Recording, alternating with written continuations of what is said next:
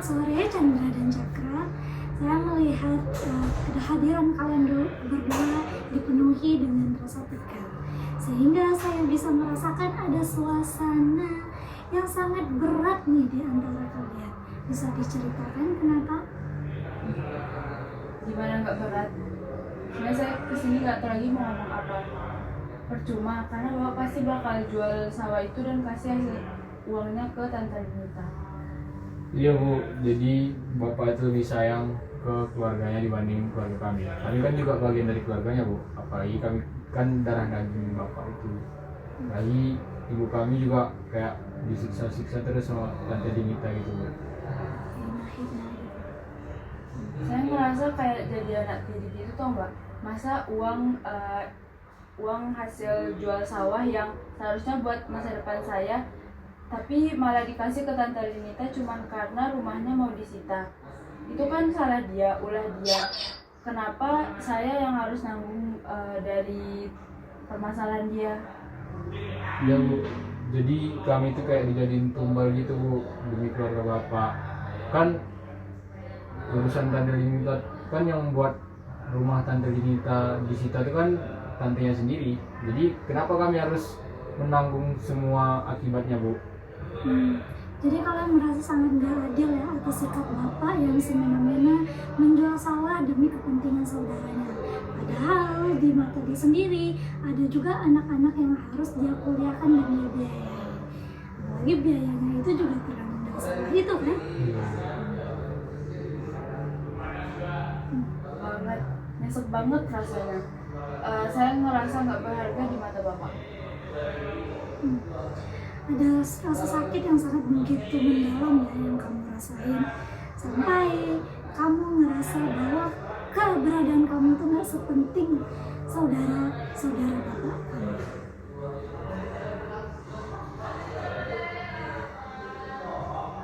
Iya Bu, jadi kami merasa dianaktirikan Bu.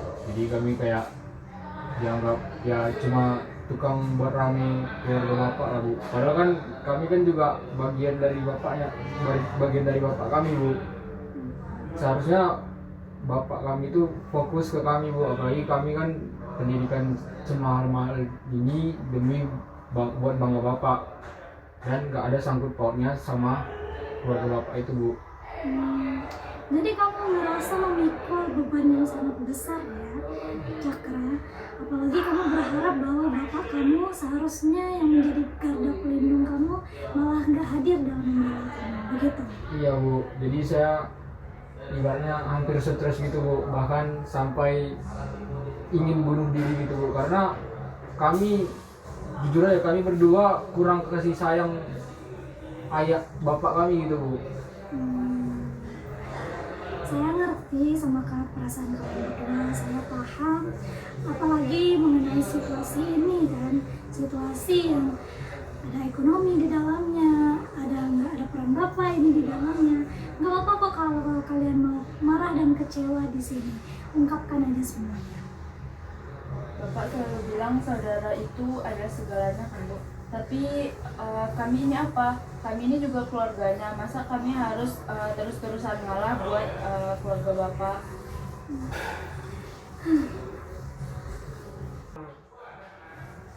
Kami sebenarnya Bu ingin aja kami melawan bapak Bu, cuman karena kalau kami melawan bapak kami bakal dicap anak durhaka lah, anak nggak tahu sama untung lah, nggak tahu diri lah, dan segala macam. Makanya sampai sekarang kami berdua kuat-kuatin aja, dikuat-kuatin sama ibu Bu. Ya, setelah mendengar kalian bercerita, saya juga ikut yang merasakan betapa beratnya beban kalian berdua ya. Apalagi perasaan sakit yang kalian rasakan, bahkan segalanya juga terasa bagi saya. Nah, Saya cuma pengen bapak tuh sekali aja bela saya, sekali aja bilang ke Tante Dinita kalau uang itu buat kuliah saya gitu Bu. ya, kalian sangat membutuhkan peran bapak kalian untuk membela kalian di sini ya. Bukan hanya terus-terusan membela saudara, tapi kalian bapak juga harus membela kalian, begitu ya kan?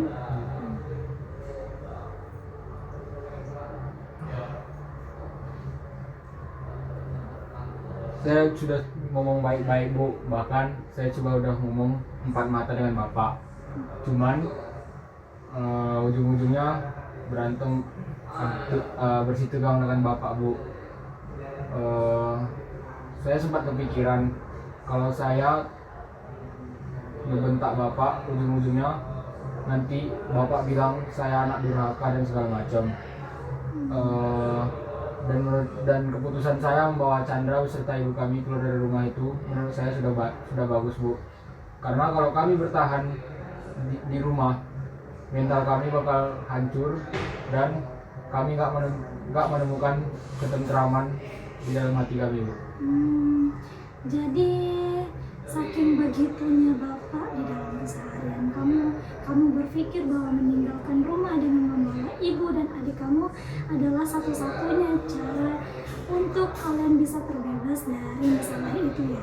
Nah, kalau untuk saya rangkumkan cerita kalian hari ini, kamu Chandra, kamu ngerasa bahwa hak yang seharusnya diberikan kamu gak diberikan kepada kamu, dan kamu Cakra sebagai kakaknya Chandra, kamu ngerasa harus melindungi adik kamu, padahal itu juga harus dilakukan oleh bapak kamu sendiri, bukan hanya kamu.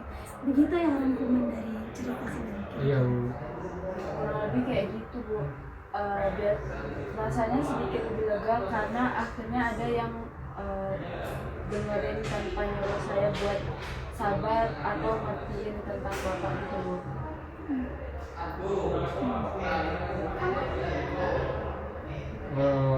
Makasih ya Bu, saya merasa lebih tenang.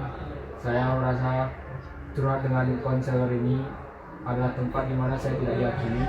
Karena kalau saya cerita dengan orang-orang lain di tongkrongan saya, di kawan-kawan saya, pasti saya diyakini, pasti kayak nikmati aja, dia juga bapak lu.